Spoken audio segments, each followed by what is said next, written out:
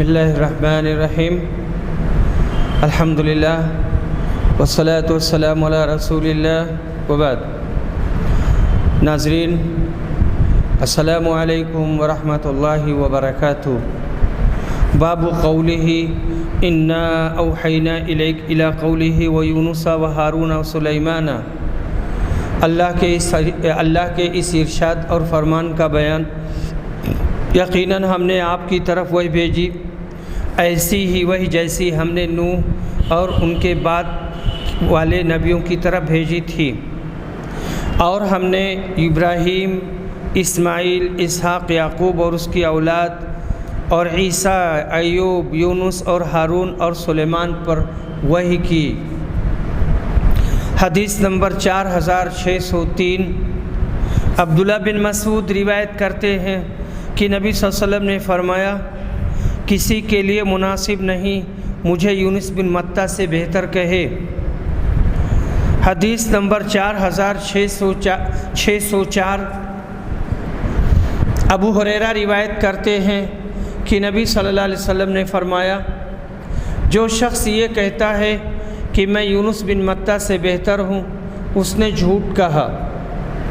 تو نبی صلی اللہ علیہ وسلم نے اس طرح کی بات تواضع اور خاکساری کے طور پر کی تھی، یا اس وقت کی بات ہے جب کہ آپ کو یہ بات معلوم نہیں تھی کہ آپ سید الانبیاء بھی ہیں، سید البشر بھی ہیں اور سید الانبیاء بھی ہیں، لیکن کسی نبی کی تنقیص و تحقیر کر کے کسی دوسرے نبی کو اونچا نہیں ثابت کرنا چاہیے اور اس کی عظمت نہ بیان کریں۔ باب قولہ یستفتونک قل اللہ یفتیکم فی الکلالہ ان امرؤ ہلک لیس لہ ولد ولہ اخت فلہا نصف ما ترک وہو یرثھا ان لم یکن لہا ولد۔ لوگ آپ سے کلالہ کے بارے میں فتویٰ پوچھتے ہیں، کہہ دو کہ اللہ تمہیں خود کلالہ کے بارے میں حکم دیتا ہے کہ اگر کوئی ایسا شخص مر جائے کہ اس کے کوئی اولاد نہ ہو اور اس کی ایک بہن ہو، تو اس سے بہن کو اس کے ترکہ کا آدھا ملے گا، اور وہ مرد وارث ہوگا اس بہن کے کل ترکہ کا اگر اس بہن کے اولاد نہ ہو۔ کلالہ اسے کہتے ہیں جس کا باپ اور بیٹا نہ ہو۔ یہ لفظ تکللہ النسب سے نکلا ہے، یعنی نسب نے اس کے دونوں کنارے خراب کر دیے۔ حدیث نمبر 4605۔ براء بن عازب روایت کرتے ہیں کہ انہوں نے بیان کیا کہ سب سے آخر میں جو سورت نازل ہوئی وہ سورہ براءہ ہے، اور احکام میراث کے سلسلے میں سب سے آخر میں اترنے والی سورت یستفتونک قل اللہ یفتیکم فی الکلالہ ہے۔ مطلب یہ ہے کہ مسائل میراث سے متعلق یہ آخری آیت ہے۔ حضرت جابر کہتے ہیں کہ میں بیمار تھا، رسول صلی اللہ علیہ وسلم میرے پاس تشریف لائے، مجھے بے ہوش پایا، آپ نے وضو کیا اور وضو کا پانی مجھ پر ڈالا تو میں ہوش میں آ گیا۔ میں نے عرض کیا، اللہ کے رسول، میں کلالہ ہوں، میرا ترکہ کیوں کر تقسیم ہوگا؟ اس وقت یہ آیت اتری۔ یہاں یہ فرمایا اس کو جس کے وارثوں میں باپ اور بیٹا نہیں، کہ اصل وارث وہی تھے۔ عمود نسب میں کوئی نہیں ہوتا، یعنی اوپر باپ نہیں ہے، نیچے بیٹا نہیں ہے۔ سورۃ المائدہ، سورہ مائدہ کی تفسیر کا بیان۔ حرم حرام کی جمع ہے، یعنی احرام باندھنے والے۔ فَبِمَا نَقْضِهِمْ مِيثَاقَهُمْ سے مراد یہ ہے کہ اللہ نے جو حکم ان کو دیا تھا کہ بیت المقدس میں داخل ہو جاؤ، وہ نہیں بجا لائے۔ تَبُوءَ بِإِثْمِ، تو میرا گناہ اٹھائے گا۔ دائرہ کے معنی زمانہ کی گردش، اور دوسرے لوگوں نے کہا اغراء کا معنی مسلط کرنا، ڈال دینا۔ اجورہن، ان کے مہر۔ مخمسہ، بھوک۔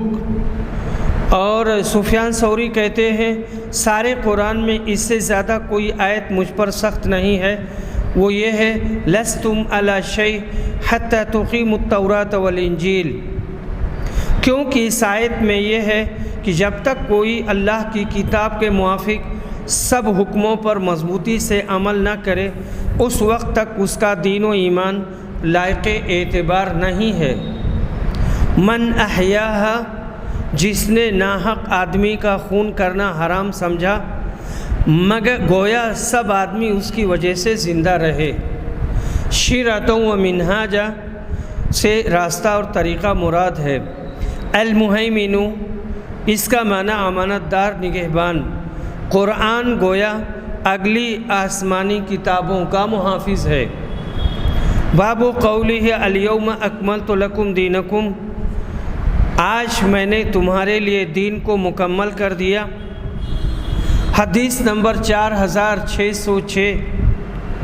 طارق بن شہاب روایت کرتے ہیں کہ یہودیوں نے حضرت عمر سے کہا کہ آپ لوگ ایک ایسی آیت کی تلاوت کرتے ہیں کہ اگر ہمارے یہاں وہ نازل ہوئی ہوتی تو ہم جس دن وہ نازل ہوئی تھی اس دن عید منایا کرتے۔ عمر نے کہا میں خوب اچھی طرح جانتا ہوں کہ یہ آیت الیوم اکملت لکم دینکم کہاں اور کب اتری تھی، اور جب عرفات کے دن نازل ہوئی تو رسول صلی اللہ علیہ وسلم کہاں تھے؟ اللہ کی قسم اس وقت میدان عرفات میں تھے۔ سفیان ثوری نے کہا کہ مجھے شک ہے کہ وہ جمعہ کا دن تھا یا کوئی دوسرا دن۔ قیس بن مسلم کی دوسری روایت میں بالیقین ہے کہ وہ جمعہ کا ہی دن تھا۔ یہ آیت حجۃ الوداع کے موقع پر نازل ہوئی تھی، جو پیغمبر صلی اللہ علیہ وسلم کا آخری حج تھا، جس کے 3 ماہ بعد آپ دنیا سے تشریف لے گئے، آپ کا انتقال ہو گیا۔ حضرت عمر کہتے ہیں یہ آیت عرفہ کی شام کو جمعہ کے روز اتری تھی، اس کے بعد حلال و حرام کا کوئی حکم نہیں اترا۔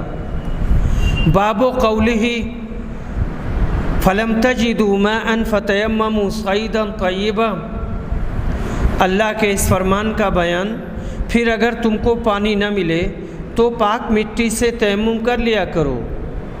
تیمموا، تعمدوا اسی لیے آتا ہے قصد کرو، آمین عامدین قصد کرنے والے، اممتو اور تیممتو ایک ہی معنی میں ہے۔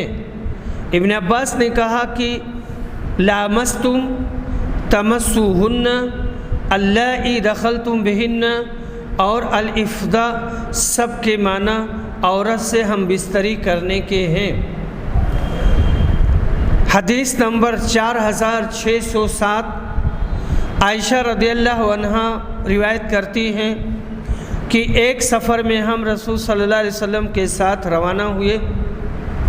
جب ہم مقام بیدہ یا ذات الجیش تک پہنچے تو میرا ہار گم ہو گیا، اس لیے رسول اللہ صلی اللہ علیہ وسلم نے اسے تلاش کروانے کے لیے وہیں پڑاؤ ڈالا، قیام کیا، اور صحابہ نے بھی آپ کے ساتھ قیام کیا۔ وہاں کہیں پانی نہیں تھا اور صحابہ کے ساتھ بھی پانی نہیں تھا۔ لوگ ابو بکر صدیق کے پاس آئے اور کہنے لگے دیکھتے نہیں عائشہ نے کیا کر رکھا ہے، اور رسول صلی اللہ علیہ وسلم کو یہیں ٹھہرا لیا اور ہمیں بھی، حالانکہ یہاں کہیں پانی نہیں ہے اور نہ کسی کے پاس پانی ہے۔ ابو بکر میرے پاس آئے، رسول صلی اللہ علیہ وسلم کا سر مبارک میری ران پر رکھا ہوا تھا، آپ سر رکھ کر کے سو گئے تھے، اور کہنے لگے تم نے نبی صلی اللہ علیہ وسلم کو اور سب کو روک لیا، حالانکہ یہاں کہیں پانی نہیں ہے اور نہ کسی کے ساتھ پانی ہے۔ عائشہ نے بیان کیا کہ ابو بکر صدیق مجھ پر بہت خفا ہوئے، اور جو اللہ کو منظور تھا مجھے کہا سنا، اور ہاتھ سے میری کوکھ میں کچوکے لگائے۔ میں نے صرف اس خیال سے کوئی حرکت نہ کی کہ رسول صلی اللہ علیہ وسلم میری ران پر اپنا سر رکھے ہوئے تھے۔ پھر حضور صلی اللہ علیہ وسلم اٹھے اور صبح تک کہیں پانی کا نام و نشان نہیں تھا۔ پھر اللہ تعالیٰ نے تیمم کی آیت اتاری تو اسید بن حضیر نے کہا کہ آل ابو بکر یہ تمہاری کوئی پہلی برکت نہیں ہے۔ بیان کیا کہ پھر ہم نے وہ اونٹ اٹھایا جس پر میں سوار تھی تو ہار اس کے نیچے مل گیا۔ حدیث نمبر 4608 عائشہ رضی اللہ عنہا روایت کرتی ہیں کہ میرا ہار مقام بیدا میں گم ہو گیا تھا۔ ہم مدینہ واپس آ رہے تھے، نبی صلی اللہ علیہ وسلم نے وہیں اپنی سواری روک دی اور اتر گئے۔ پھر رسول صلی اللہ علیہ وسلم اپنا سر میری گود میں رکھ کر سو گئے۔ ابو بکر اندر آئے اور میرے سینے پر زور سے ہاتھ مارا اور کہا کہ ایک ہار کے لیے تم نے رسول صلی اللہ علیہ وسلم کو روک لیا۔ لیکن رسول صلی اللہ علیہ وسلم کے آرام کے خیال سے میں بے حس و حرکت بیٹھی رہی، حالانکہ مجھے تکلیف ہوئی تھی۔ پھر رسول صلی اللہ علیہ وسلم بیدار ہوئے اور صبح کا وقت ہوا اور پانی تلاش کیا گیا، لیکن کہیں پانی کا نام و نشان نہیں تھا۔ اسی وقت یہ آیت اتری، یا الذین آمنوا اذا قمتم الی الصلاۃ۔ اسید بن حضیر نے کہا، اے آل ابو بکر، تمہیں اللہ تعالیٰ نے لوگوں کے لیے باعث خیر اور باعث برکت بنایا ہے۔ یقیناً تم لوگوں کے لیے باعث برکت ہو۔ تمہارا ہار گم ہوا، اللہ نے اس کی وجہ سے تیمم کی آیت نازل فرما دی جو قیامت تک مسلمانوں کے لیے آسانی اور برکت ہے۔ باب قول اللہ فاذهب انت وربك فقاتلا انا هاهنا قاعدون۔ اللہ کے اس فرمان کا بیان، اس لیے تم اور تمہارا رب جہاد کرنے کے لیے جاؤ اور آپ دونوں ہی لڑو بھیڑو، ہم اس جگہ بیٹھے رہیں گے، ہم کہیں نہیں جائیں گے۔ یہ یہودیوں نے حضرت موسیٰ سے اس وقت کہا تھا جب حضرت موسیٰ نے ان کو ارض موعود میں دشمنوں سے لڑنے کا حکم دیا۔ انہوں نے جواب میں یہ کہا جو آیات میں مذکور ہے، تورات میں ہے کہ نبی بنی اسرائیل جنگ کی دہشت سے اس قدر بے طاقت ہو گئے تھے کہ وہ رو کر کہنے لگے، یا اللہ، تو نے ہم کو مصر کی سرزمین سے کیوں نکالا تھا؟ اس پر حکم ہوا کہ یہ لوگ 40 سال تک جزیرہ نما سینا ہی کے صحرا میں پڑے رہیں گے۔ حدیث نمبر 4609 عبداللہ بن مسعود روایت کرتے ہیں کہ جنگ بدر کے موقع پر مقداد بن اسود نے کہا تھا، اللہ کے رسول، ہم آپ سے وہ بات نہیں کہیں گے جو بنی اسرائیل نے موسیٰ سے کہی تھی کہ تم اور تمہارا رب چلے جاؤ اور آپ دونوں لڑ لو، ہم تو یہاں سے ٹلنے کے نہیں، ہم نہیں جائیں گے، آپ جائیے، ہم آپ کے ساتھ۔ تو انہوں نے کہا تھا کہ نہیں، آپ چلیے، ہم آپ کے ساتھ جان دینے کو حاضر ہیں۔ رسول اللہ صلی اللہ علیہ وسلم کو ان کی اس بات سے خوشی ہوئی۔ باب قولہ انما جزاء الذین یحاربون اللہ ورسولہ ویسعون فی الارض فسادا ان یقتلوا او یصلبوا الی قولہ او ینفوا من الارض۔ اللہ کے اس فرمان کا بیان، جو لوگ اللہ اور اس کے رسول سے لڑائی کرتے ہیں اور ملک میں فساد پھیلاتے ہیں، ان کی سزا بس یہی ہے کہ وہ قتل کر دیے جائیں یا سولی دے دیا جائے یا ان کے ہاتھ پاؤں بری طرح مخالف سمت سے کاٹ دیے جائیں یا وہ جلا وطن کر دیے جائیں۔ یحاربون اللہ و رسولہ سے کفر کرنا مراد ہے۔ حدیث نمبر 4610 ابو قلابہ روایت کرتے ہیں کہ یہ عمر بن عبدالعزیز خلیفہ کے پیچھے بیٹھے تھے، مجلس میں قسامت کا ذکر آیا، لوگوں نے کہا کہ قسامت میں قصاص لازم آئے گا۔ آپ سے پہلے خلفائے راشدین نے بھی اس میں قصاص لیا ہے۔ پھر عمر بن عبدالعزیز ابو قلابہ کی طرف متوجہ ہوئے وہ پیچھے بیٹھے ہوئے تھے اور پوچھا عبداللہ بن زید تمہاری کیا رائے ہے، یا یوں کہا کہ ابو قلابہ آپ کی کیا رائے ہے؟ میں نے کہا کہ مجھے تو کوئی ایسی صورت معلوم نہیں ہے کہ اسلام میں کسی شخص کا قتل جائز ہو سوا اس کے کہ کسی نے شادی شدہ ہونے کے باوجود زنا کیا ہو، یا ناحق کسی کو قتل کیا ہو، یا اللہ اور اس کے رسول سے لڑا ہو اور مرتد ہو گیا ہو۔ اس پر انبسا نے کہا کہ ہم سے انس نے اس طرح حدیث بیان کی تھی۔ ابو قلابہ بولے کہ مجھ سے بھی انہوں نے یہ حدیث بیان کی تھی۔ بیان کیا کہ کچھ لوگ نبی اکرم کی خدمت میں حاضر ہوئے اور اسلام پر بیعت کرنے کے بعد حضرت سے کہا کہ ہمیں اس شہر مدینہ کی آب و ہوا موافق نہیں آئی۔ آپ نے فرمایا ہمارے اونٹ چرنے جا رہے ہیں، تم بھی ان کے ساتھ چلے جاؤ اور ان کا دودھ اور پیشاب پیو، کیونکہ ان کے مرض کا یہی علاج تھا۔ چنانچہ وہ لوگ ان اونٹوں کے ساتھ چلے گئے اور ان کا دودھ اور پیشاب پیا، جس سے انہیں صحت مل گئی۔ اس کے بعد انہوں نے رسول صلی اللہ علیہ وسلم کے چرواہے کو پکڑ کر قتل کر دیا اور اونٹ لے کر کے بھاگ گئے۔ اب ایسے لوگوں سے بدلہ لینے میں کیا تأمل ہو سکتا تھا؟ انہوں نے ایک شخص کو قتل کیا اور اللہ اور اس کے رسول سے لڑے اور رسول صلی اللہ علیہ وسلم کو خوفزدہ کرنا چاہا۔ اتنے جرائم تھے۔ انبسا نے اس پر کہا سبحان اللہ۔ میں نے کہا کیا تم مجھے جھٹلانا چاہتے ہو؟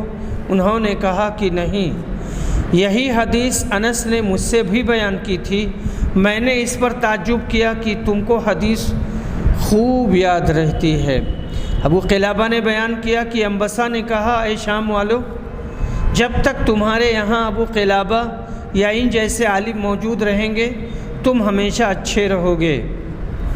باب قولہ والجروح قصاص، اللہ کے اس فرمان والجروح قصاص کے سلسلے میں یہاں پر روبئی کی روایت آئی ہے جنہوں نے ایک بچی کا دانت توڑ دیا تھا اور اس دانت توڑ دینے کی وجہ سے ان کے گھر والے ان سے قصاص مانگ رہے تھے، پھر وہ لوگ دیت لینے پر راضی ہو گئے، معاف کر دیا قصاص اور دیت لینے پر راضی ہو گئے۔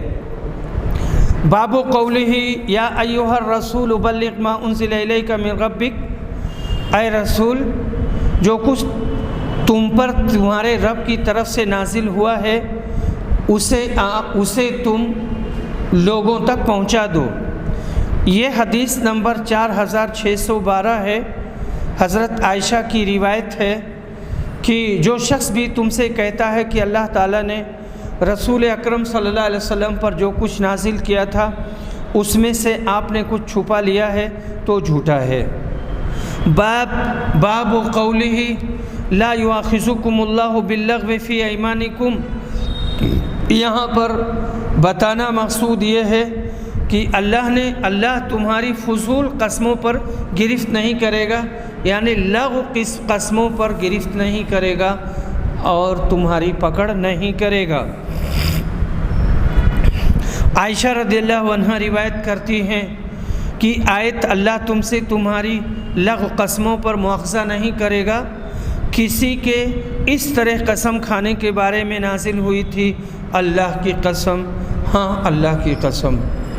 حدیث نمبر 4614، عائشہ رضی اللہ عنہا روایت کرتی ہیں کہ ان کے والد ابو بکر صدیق اپنی قسم کے خلاف کبھی نہیں کیا کرتے تھے، لیکن جب اللہ نے قسم کے کفارہ کا حکم نازل کر دیا تو ابو بکر نے کہا کہ اب اگر اس کے سوا دوسری چیز مجھے اس سے بہتر معلوم ہوتی ہے تو میں رخصت پر عمل کروں گا اور وہ کام کر لوں گا جو بہتر ہے۔ باب قولہ یا ایھا الذین آمنوا لا تحرموا طیبات ما احل اللہ لکم، یہ حدیث متفق علیہ ہے۔ اے ایمان والو، اپنے اوپر ان پاک چیزوں کو جو اللہ نے تمہارے لیے حلال کی ہیں خود سے حرام نہ کرو۔ حدیث نمبر 4615، عبداللہ بن مسعود روایت کرتے ہیں کہ ہم رسول صلی اللہ علیہ وسلم کے ساتھ مل کر جہاد کیا کرتے تھے اور ہمارے ساتھ ہماری بیویاں نہیں ہوتی تھیں۔ اس پر ہم نے عرض کیا کہ ہم اپنے کو خصی کیوں نہ کر لیں، لیکن آپ نے ہمیں اس سے روک دیا اور اس کے بعد ہمیں اس کی اجازت دی کہ ہم کسی عورت سے کپڑے یا کسی بھی چیز کے بدلے میں نکاح کر سکتے ہیں۔ یہ نکاح موقت ہوتا ہے، وقتی طور پر۔ پھر عبداللہ نے یہ آیت پڑھی، اے ایمان والو، اپنے اوپر ان پاکیزہ چیزوں کو حرام نہ کرو جو اللہ نے تمہارے لیے جائز رکھی ہیں۔ باب قولہ انما الخمر والمیسر والانصاب والازلام رجس من عمل الشیطان، شراب، جوا اور بت اور پانسے سب نجس ہیں اور گندی چیزیں ہیں اور یہ شیطانی کام ہیں۔ ابن عباس نے کہا ازلام سے مراد وہ تیر ہیں جن سے وہ اپنے کاموں میں فال نکالتے تھے۔ کافر ان سے اپنی قسمت کا حال دریافت کیا کرتے تھے۔ نصب بیت اللہ کے چاروں طرف 360 کی تعداد میں کھڑے کیے گئے تھے۔ یہ جو نصب ہے وہی بت جن پر وہ قربانی کیا کرتے تھے۔ دوسرے لوگوں کا کہنا ہے کہ لفظ ظلم وہ تیر جن کے پر نہیں ہوا کرتے ازلام کا واحد ہے۔ استقسام یعنی پانسا پھینکنا کہ اس میں نہیں آ جائے تو رک جائیں اور اگر حکم آ جائے، ہاں آ جائے تو اس کے مطابق عمل کریں۔ تیروں پر انہوں نے مختلف قسم کے نشانات لگا رکھے تھے اور ان سے قسمت کا حال نکالا کرتے تھے۔ استقسام فعالتوں کے وزن پر قسم تو ہے اور قسوم مصدر ہے۔ حدیث نمبر 4616، یہ ابن عمر کی روایت ہے کہ شراب کی حرمت نازل ہوئی تو مدینہ میں اس وقت 5 قسم کی شراب استعمال ہوتی تھی، لیکن انگوری شراب کا استعمال نہیں ہوتا تھا۔ لیکن ہر طرح کے شراب اور ہر طرح کی نشہ کرنے والی چیزیں حرام ہیں۔ حدیث نمبر 4617، یہ انس بن مالک کی ہے اور یہ حضرت ابو طلحہ کے گھر میں لوگوں کو شراب پلا رہے تھے اور جیسے ہی انہوں نے آواز سنی اور پھر انہوں نے لے جا کر کے شراب سب گرا دی۔ حدیث نمبر 4618، جابر بن عبداللہ روایت کرتے ہیں کہ غزوہ احد میں بہت سے صحابہ نے صبح صبح شراب پی تھی اور اسی دن وہ سب شہید کر دیے گئے تھے۔ اس وقت شراب حرام نہیں ہوئی تھی، تب ان لوگوں نے پی تھی۔ حدیث نمبر 4619، عبداللہ بن عمر روایت کرتے ہیں کہ میں نے عمر سے سنا، وہ نبی صلی اللہ علیہ وسلم کے منبر پر کھڑے ہو کر فرما رہے تھے، اما بعد، اے لوگو، جب شراب کی حرمت نازل ہوئی تو 5 چیزوں سے تیار کی جاتی تھی، انگور، کھجور، شہد، گیہوں اور جو سے، اور شراب ہر وہ پینے کی چیز ہے جو عقل کو زائل کر دے اور آدمی کو مست کر دے، وہ مدہوش ہو جائے۔ یہ روایت متفق علیہ ہے۔ باب قولہ لیس علی الذین آمنوا وعملوا الصالحات جناح فیما طعموا، جو لوگ ایمان لائے ہیں اور نیک کام کرتے ہیں ان پر اس چیز میں کوئی گناہ نہیں جس کو انہوں نے پہلے کھا لیا ہے۔ تو شراب کی حرمت نہیں ہوئی تھی تو اس کے پینے میں کوئی قباحت بھی نہیں تھی۔ حدیث نمبر 4620، انس بن مالک رضی اللہ عنہ روایت کرتے ہیں کہ جو شراب بہائی گئی تھی وہ فضیخ کی تھی۔ امام بخاری نے بیان کیا کہ مجھ سے محمد نے ابو نعمان سے زیادتی کے ساتھ بیان کیا، یعنی یہ حدیث میں اضافے کے ساتھ، کہ انس نے کہا میں صحابہ کی ایک جماعت کو ابو طلحہ کے گھر شراب پلا رہا تھا کہ شراب کی حرمت نازل ہوئی۔ اور اس کے بعد میں پوری لمبی روایت ہے جو بہت بار گزر چکی ہے۔ باب قولہ لا تسألوا عن اشیاء ان تبد لکم تسؤکم، اے لوگو ایسی باتیں نبی صلی اللہ علیہ وسلم سے مت پوچھو کہ اگر تم پر ظاہر کر دی جائیں تو تمہیں وہ باتیں ناگوار گزریں اور بری لگیں۔ حدیث نمبر 4621، انس بن مالک روایت کرتے ہیں کہ ایک مرتبہ نبی صلی اللہ علیہ وسلم نے ایک ایسا خطبہ دیا کہ میں نے ویسا خطبہ کبھی نہیں سنا تھا۔ آپ نے فرمایا میں جو کچھ جانتا ہوں اگر تمہیں بھی معلوم ہوتا تو تم ہنستے کم اور روتے زیادہ۔ بیان کیا کہ پھر رسول صلی اللہ علیہ وسلم کے صحابہ نے اپنے چہرے چھپا لیے، باوجود ضبط کے ان کے رونے کی آواز اور سسکیاں سنائی دے رہی تھیں۔ ایک صحابی نے اس موقع پر پوچھا میرے والد کون ہیں؟ آپ نے کہا فلاں۔ اس پر یہ آیت اتری کہ ایسی بات مت پوچھو کہ اگر تم پر ظاہر کر دی جائیں تو تمہیں بری لگیں اور ناگوار گزریں۔ حدیث نمبر 4622، ابن عباس روایت کرتے ہیں کہ بعض لوگ رسول صلی اللہ علیہ وسلم سے ازراہ مذاق سوال کیا کرتے تھے۔ کوئی شخص یوں پوچھتا کہ میرا باپ کون ہے؟ کسی کی اگر اونٹنی گم ہو جاتی تو وہ یہ پوچھتے کہ میری اونٹنی کہاں ہوگی؟ ایسے ہی لوگوں کے لیے اللہ تعالیٰ نے یہ آیت اتاری، اے ایمان والو ایسی باتیں مت پوچھو کہ اگر تم پر ظاہر کر دی جائیں تو تمہیں ناگوار گزرے۔ باب قولہ ما جعل اللہ من بحیرۃ ولا سائبۃ ولا وصیلۃ ولا حام، اللہ کے اس فرمان کا بیان، اللہ نے بحیرہ کو مقرر کیا ہے، نہ سائبہ کو اور نہ وسیلہ کو اور نہ حام کو۔ وَإِذْ قال اللہ میں قالا معنی میں یقولو کے ہے اور اس یہاں زائد ہے۔ المائدہ اصل میں مفعولہ محمودہ کے معنی میں ہے، وہ صیغہ فاعل کا ہے، جیسے عیشت الراضیہ اور تطلیقۃ بائنہ میں ہے۔ تو مائدہ کا معنی ممیدہ یعنی خیر اور بھلائی جو کسی کو دی گئی ہے، اسی سے مادنی یمیدنی ہے۔ ابن عباس نے کہا متوفیق کے معنی میں تجھ کو موت دینے والا ہوں۔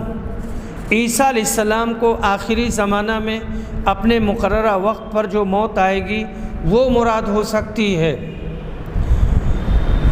حدیث نمبر 4623، یہ روایت سعید بن مسیب کی ہے کہ بحیرہ اس اونٹ کو کہتے تھے جس کا دودھ بتوں کے لیے روک دیا جاتا اور کوئی شخص اس کے دودھ کو دوہنے کا مجاز نہ سمجھا جاتا۔ سائبہ اس اونٹنی کو کہتے تھے جس کو وہ اپنے دیوتاؤں کے نام پر آزاد چھوڑ دیتے اور اس سے بار برداری و سواری وغیرہ کا کام نہیں لیتے تھے۔ ابو ہریرہ کہتے ہیں کہ رسول صلی اللہ علیہ وسلم نے فرمایا میں نے عمرو بن عامر خزائی کو دیکھا کہ وہ اپنی آنتوں کو جہنم میں گھسیٹ رہا تھا۔ اس نے سب سے پہلے سانڈ چھوڑنے کی رسم نکالی تھی، اور وسیلہ اس جوان اونٹنی کو کہتے ہیں جو پہلی مرتبہ مادہ بچہ جنتی اور پھر دوسری مرتبہ بھی مادہ ہی جنتی، اسے بھی وہ بتوں کے نام پر چھوڑ دیتے تھے، لیکن اس صورت میں جب کہ وہ برابر 2 مرتبہ مادہ بچہ جنتی اور اس درمیان کوئی نر بچہ نہ ہوتا، اور حام وہ نر اونٹ جو مادہ پر شمار سے کئی دفعہ چڑھتا، اس کے نطفہ سے 10 بچے پیدا ہو جاتے۔ جب وہ اتنی صحبتیں کر چکتا تو اس کو بھی بتوں کے نام پر چھوڑ دیتے اور بوجھ لادنے سے معاف کر دیتے، نہ سواری کرتے، اس کا نام حام رکھتے۔ حدیث نمبر 4624، عائشہ رضی اللہ عنہا روایت کرتی ہیں کہ رسول اللہ صلی اللہ علیہ وسلم نے فرمایا میں نے جہنم کو دیکھا، اس کے بعض دوسرے حصوں کو کھائے جا رہے ہیں، توڑے ڈال رہے ہیں۔ اور میں نے عمرو بن عامر خزائی کو دیکھا کہ وہ اپنی آنتیں اس میں گھسیٹتا پھرتا تھا۔ یہی وہ شخص ہے جس نے سب سے پہلے سانڈ چھوڑنے کی رسم ایجاد کی تھی۔ باب قولہ وَكُنْتُ عَلَيْهِمْ شَهِيدًا مَا دُمْتُ فِيهِمْ فَلَمَّا تَوَفَّيْتَنِي كُنْتَ أَنْتَ الرَّقِيبَ عَلَيْهِمْ وَأَنْتَ عَلَى كُلِّ شَيْءٍ شَهِيدٌ۔ اللہ کے اس فرمان کا بیان، اور میں اس پر گواہ رہا جب تک میں ان کے درمیان موجود تھا، پھر جب تو نے مجھے اٹھا لیا، جب سے تو ہی ان پر نگراں ہے اور تو ہر چیز پر گواہ ہے۔ حدیث نمبر 4625۔ ابن عباس روایت کرتے ہیں کہ رسول اللہ صلی اللہ علیہ وسلم نے خطبہ دیا اور فرمایا، اے لوگو، تم اللہ کے پاس جمع کیے جاؤ گے ننگے پاؤں، ننگے جسم اور بغیر ختنہ کے۔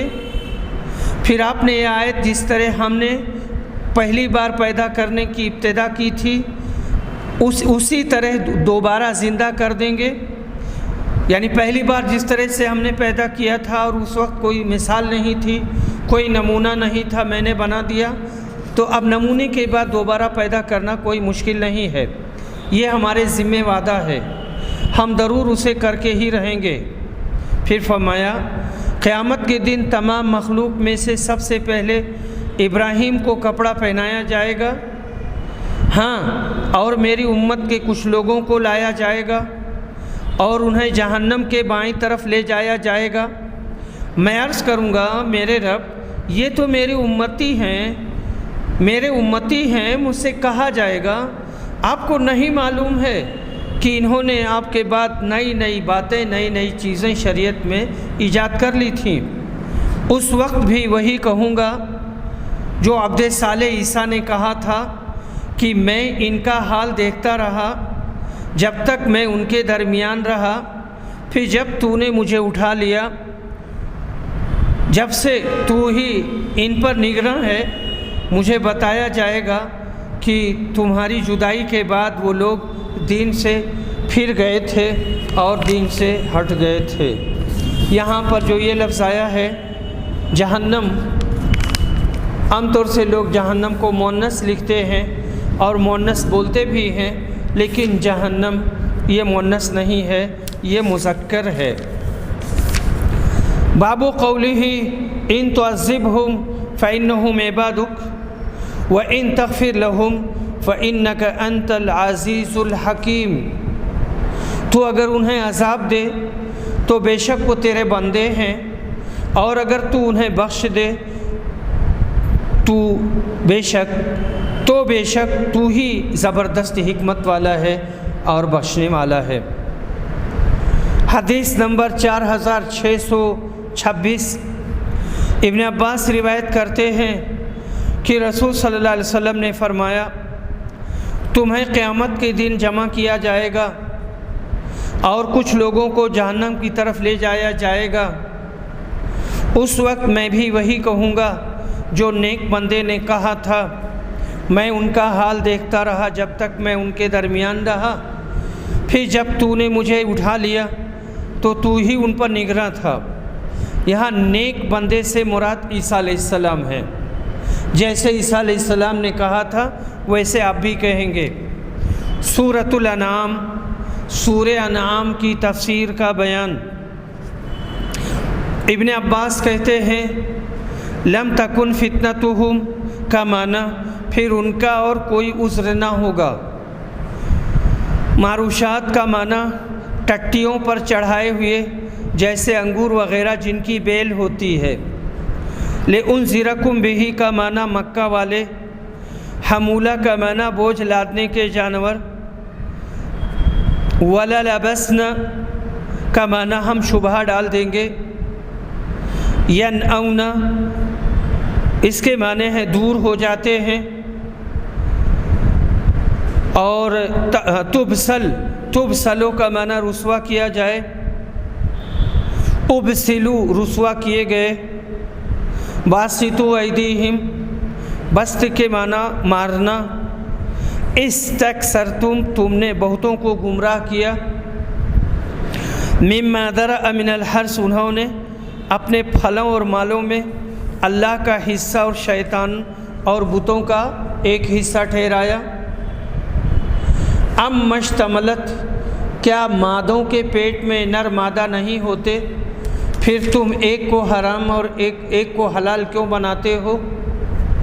दम मसूहा, बहाया गया खून, व सदफ़ा, मुँह फेरा, उबलिसु का माना ना उम्मीद हुए, फ़ैज़ा हुम मुबलिसून में उबसिलू बीमा कसबू, फ़ैज़ा हुम मुबलिसून में उबसिलू बीमा कसबू में ये माना है कि हलाकत के लिए सिपुर्द किए गए, सरमदा हमेशा, इस्तहवत हो माना गुमराह, इसका माना गुमराह किया, तम तरून शक करते हो, वक्रुन बोझ जिससे कान बहरा हो, विक्रुन बोझ जो जानवर पर लादा जाए, असातीर उस्तूरा और इस्तारा, वाहियात और लग़्व बातें, बासा ओ बास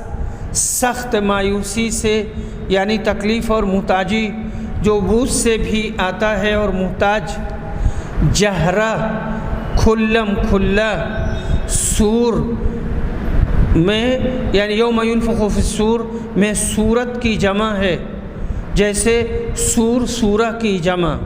मलकूत से मलक यानी सल्तनत मुराद है, मलकूत से मुल्क यानी सल्तनत मुराद है, जैसे रहबूत यानी डर, रहमूत मेहरबानी।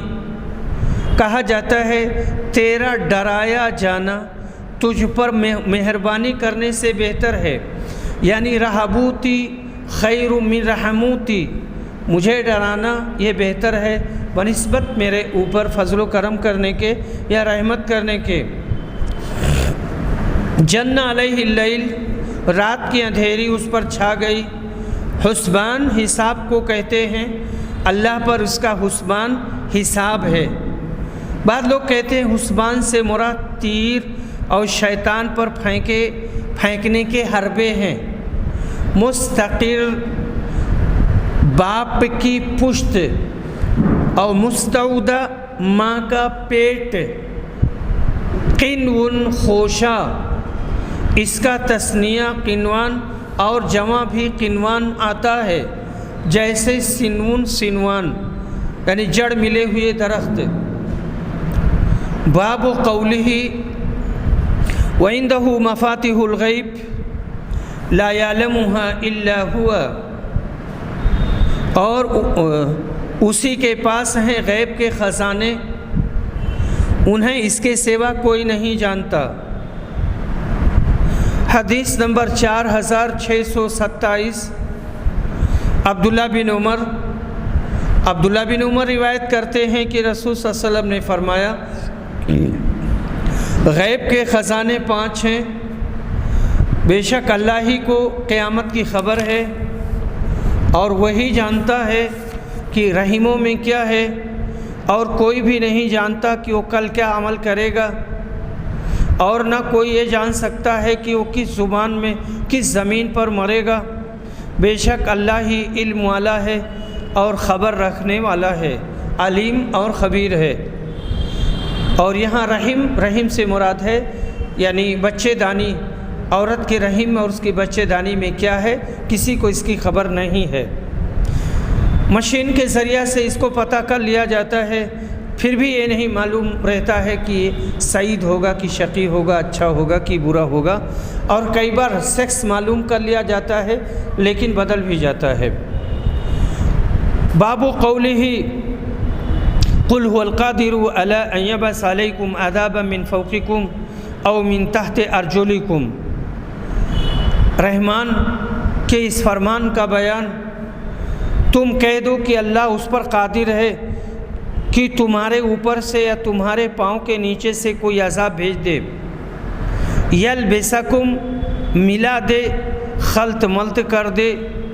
التباس سے نکلا ہے، شیعاً فرقاً گروہ گروہ، فرقے فرقے۔ حدیث نمبر 4628، جابر بن عبداللہ روایت کرتے ہیں کہ جب یہ آیت قل هو القادر علی ان یبعث علیکم عذابا من فوقکم نازل ہوئی تو رسول اللہ صلی اللہ علیہ وسلم نے فرمایا، اے اللہ میں اس سے تیری پناہ مانگتا ہوں۔ پھر یہ اترا او من تحت ارجلکم، آپ نے کہا اللہ میں اس سے تیری پناہ مانگتا ہوں۔ پھر یہ اترا او یلبسکم شیعا ویذیق بعدکم باس بعد۔ اس وقت رسول اللہ صلی اللہ علیہ وسلم نے فرمایا یہ پہلے عذابوں سے ہلکا یا آسان ہے، کیونکہ پہلے عذاب تو عام عذاب تھے جس سے کوئی نہ بچتا، اس میں تو کچھ بچ رہتے ہیں، کچھ مارے جاتے ہیں۔ دوسری روایت میں ہے کہ اللہ نے میری امت پر سے رجم یعنی آسمان سے پتھر برسنے کا عذاب اور خسف اس کو ختم کر دیا، موقوف کر دیا، پر یہ عذاب آپس کی پھوٹ اور نا اتفاقی یہ باقی ہے۔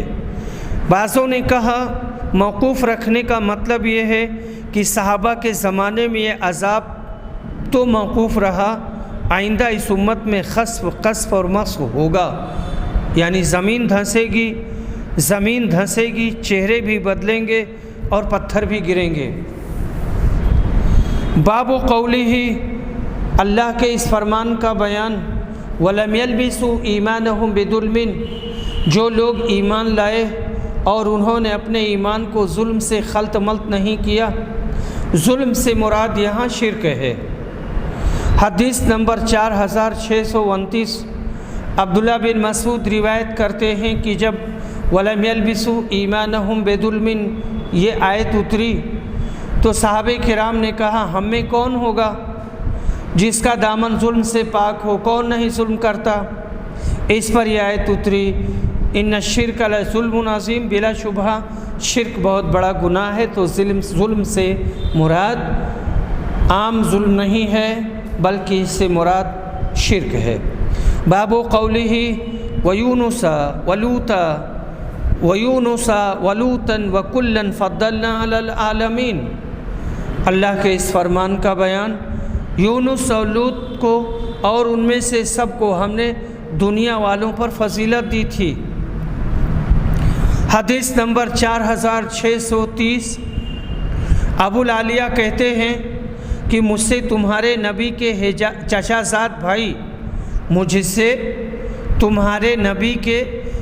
زاد بھائی یا ابن عباس نے بیان کیا کہ نبی صلی اللہ علیہ وسلم نے فرمایا تھا کسی کے لیے مناسب نہیں کہ مجھے یونس بن متیٰ سے بہتر بتائے۔ حدیث نمبر 4631، ابو ہریرہ رضی اللہ عنہ روایت کرتے ہیں کہ نبی اکرم نے فرمایا کسی شخص کے لیے جائز نہیں کہ مجھے یونس بن متیٰ سے بہتر بتائے۔ باب قولہ اولئک الذین ھدی اللہ فبہداہ مقتدی، اللہ کے اس ارشاد کا بیان، یہی وہ لوگ ہیں جن کو اللہ نے ہدایت دی تھی، اس لیے آپ بھی ان کی ہدایت کی پیروی کریں۔ حدیث نمبر 4632، مجاہد روایت کرتے ہیں کہ انہوں نے ابن عباس سے پوچھا کہ سورہ صاد میں سجدہ ہے؟ ابن عباس نے بتلایا ہاں۔ پھر انہوں نے کہا آیت وَوَهَبْنَا سے فَبِهُدَاهُ مُقْتَدِهْ تک پڑھی، پھر انہوں نے وَوَهَبْنَا سے فَبِهُدَاهُ مُقْتَدِهْ تک پڑھی اور کہا کہ داؤد بھی ان انبیاء میں شامل ہیں جن کا ذکر آیت میں ہوا ہے۔ یزید بن ہارون، محمد بن عبید اور سہل بن یوسف نے عوام بن حوشب سے، ان سے مجاہد نے بیان کیا کہ میں نے ابن عباس سے پوچھا تو انہوں نے کہا تمہارے نبی بھی ان میں سے ہیں جنہیں اگلے انبیاء کی اقتداء کا حکم دیا گیا ہے۔ باب قولہ وعلی الذین ہادوا حرمنا کل ذی ظفر ومن البقر والغنم حرمنا علیہم شحومہما، اللہ کے اس فرمان کا بیان۔ اور جو لوگ یہودی ہوئے ان پر ناخن والے کل جانور ہم نے حرام کر دیے تھے، اور گائے اور بکری میں سے ہم نے ان پر ان کی دونوں چربیاں حرام کی تھیں۔ ابن عباس نے کہا کل ذی ظفر سے مراد اونٹ اور شتر مرغ ہیں۔ حوایا اوجھڑی کے اس کا معنی اوجھڑی کے ہے، اور ان کے سوا ایک اور نے کہا کہ ہادو کے معنی ہیں وہ یہودی ہو گئے، لیکن سورہ اعراف میں لفظ ہدنہ کا معنی یہ ہے کہ ہم نے توبہ کی، اسی سے لفظ حائد بنا ہے، کہتے ہیں توبہ کرنے والے، حائد کا معنی ہے توبہ کرنے والے۔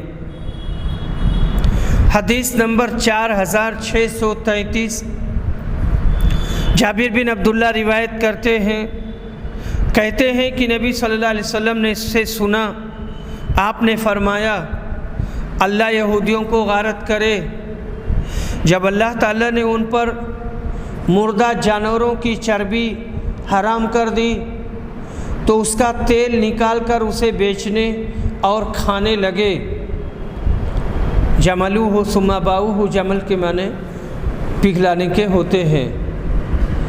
یہ حدیث متفق علیہ ہے۔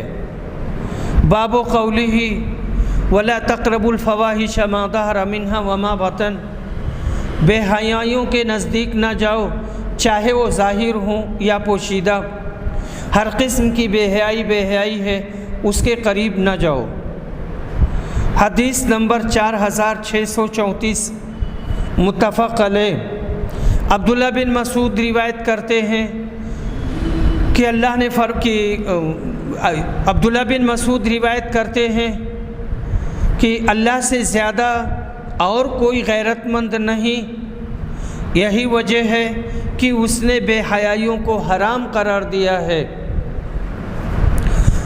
چاہے وہ ظاہر ہوں یا پوشیدہ، اور اللہ کو اپنی تعریف سے زیادہ اور کوئی چیز پسند نہیں، یہی وجہ ہے کہ اس نے اپنی خود تعریف کی ہے۔ عمرو بن مرہ نے کہا کہ میں نے پوچھا آپ نے یہ حدیث خود عبداللہ بن مسعود سے سنی تھی؟ انہوں نے بیان کیا کہ ہاں میں نے پوچھا، اور انہوں نے رسول اللہ صلی اللہ علیہ وسلم کے حوالہ سے حدیث بیان کی تھی؟ کہا ہاں۔ باب قال ابو عبداللہ وکیل حفیظ ومحیط به قبولا جمع قبیل، کہتے ہیں امام بخاری کہ وکیل کے معنی نگہبان، گھیر لینے والا، قبولاً قبیل کی جمع ہے، یعنی عذاب کی قسمیں مراد ہیں، اور ان سے ہر قسم قبیل ہے۔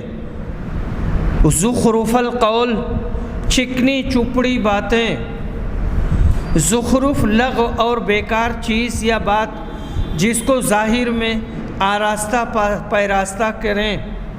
حرسن ہجرن، روکی گئی، ہجر کہتے ہیں حرام اور ممنوع کو، اسی سے ہے ہجر مہجور، اور ہجر عمارت کو بھی کہتے ہیں، اور مادہ گھوڑیوں کو بھی اور عقل کو بھی ہجر اور ہجا کہتے ہیں۔ اور اصحاب الحجر میں سمود کی بستی والے مراد ہیں، اور جس زمین کو تو روک دے اس میں کوئی آئے اور جانور نہ چرانے پائے اس کو بھی ہجر کہتے ہیں۔ اسی سے خانہ کعبہ کے حتیم کو ہجر کہتے ہیں۔ حتیم محتوم کے معنوں میں ہے، جیسے قتیل مقتول کے معنی میں۔ اب رہا یمامہ کا حجر تو وہ ایک مقام کا نام ہے۔ وآخر دعوانا الحمد للہ رب العالمین۔